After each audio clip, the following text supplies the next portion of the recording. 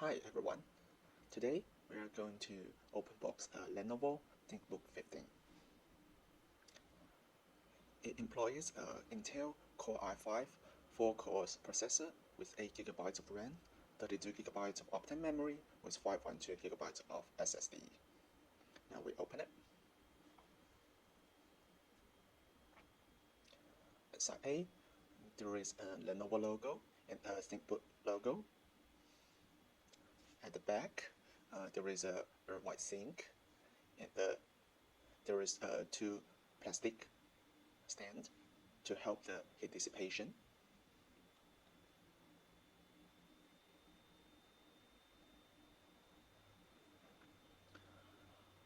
On the right side, there are quite plenty of ports: Internet, HDMI, USB Type A, USB Type C. One of them can use for power delivery charging to the laptop. On the other side, there is a USB 2.0 for wireless mouse, a SD card reader, a USB-A port, and an additional charging port.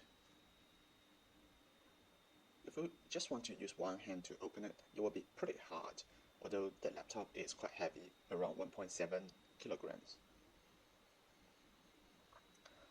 The keyboard layout is very good. The keyboard cap are U-shapes, and it's very easy to type with this keyboard. There is a numeric keyboard on the right side. However, the additional of the numeric keyboard will make the total layout a bit too tight. The touchpad is made out of plastic. It's a bit sticky, and it's especially sticky when you log into your Windows system. We turn it on, and we can find that there is backlight on the keyboard.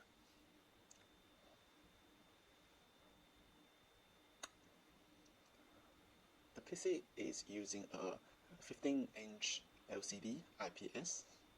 It has approximately 45% NTSC garment. The viewing angle is very good. The brightness is around 250 nits, also very good. Compared to many other brands like HP or Dell, the dark is pretty deep, and the bright does not always go out.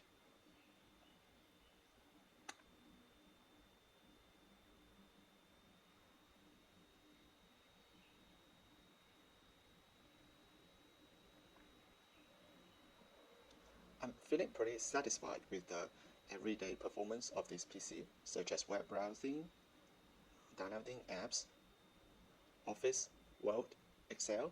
They are all pretty smooth. If we open YouTube on this laptop, everything is extremely smooth.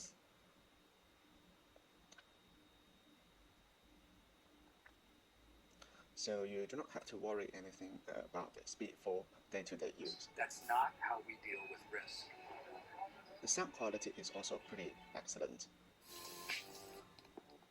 You can hear a bit of bass. You laughing me, you die! It's quite some. Fly the plane! 我顺便看一下它的屏幕。 Listen to me. Hurry up! Hurry up! The screen is also pretty bright, especially when you are watching a video. The 15-inch will be really much a plus.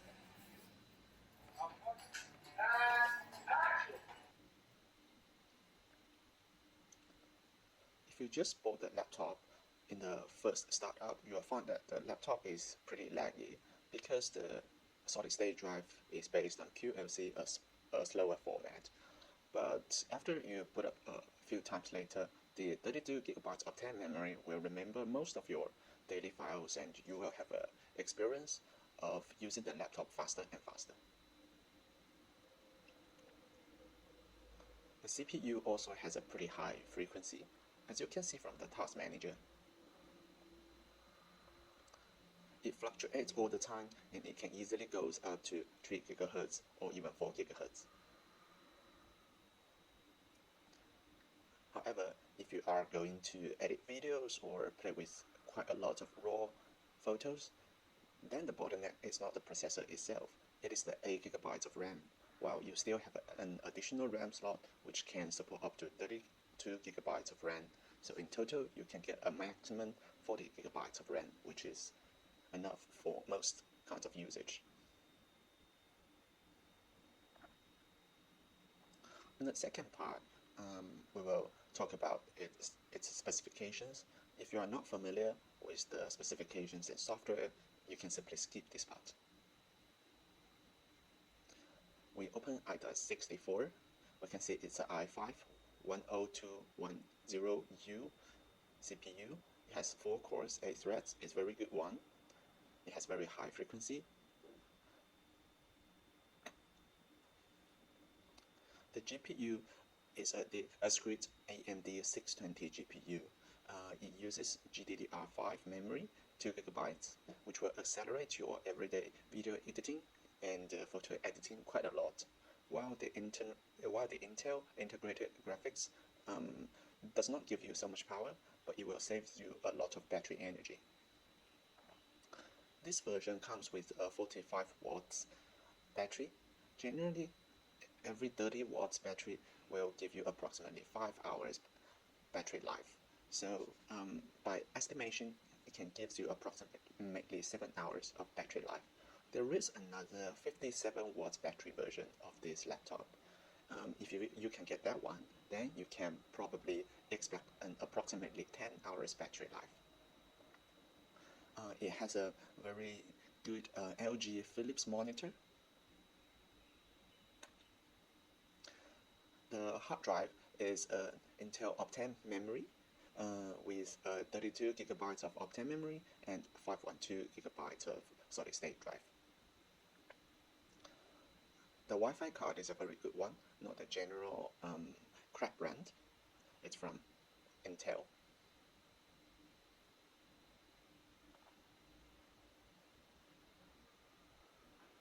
The Intel 956 a very good one.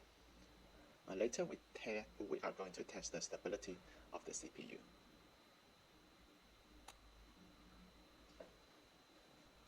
As we can see, the CPU has a very high power performance, around 25 watts, and the frequency is approximately 3.4 gigahertz. Now the temperature rises significantly to 70 Celsius degree, with a rise in the watt and also the frequency. The fan sounds very loud now.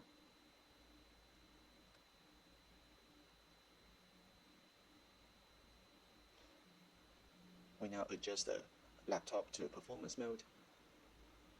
It now enters the performance mode. After approximately 9 minutes of stability test, now the power of the CPU goes down a bit to approximately 20 watts.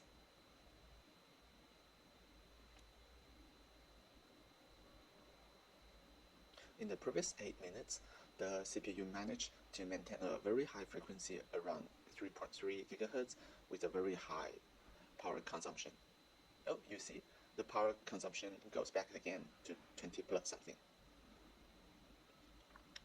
We add additional stability tests including both CPU and GPU to see how GPU will work in the long run. You can see that the GPU maintains a 920 MHz frequency, which is its maximum, with a 12 to 13 watts power consumption. On the CPU side, the CPU was forced to a limit 9 watts level. So basically, in total, there is a 20 plus something watt power, and when the GPU is working, the CPU is highly limited, and now the frequency is also very low. If you are expecting this laptop as a gaming laptop, it is very hard to achieve.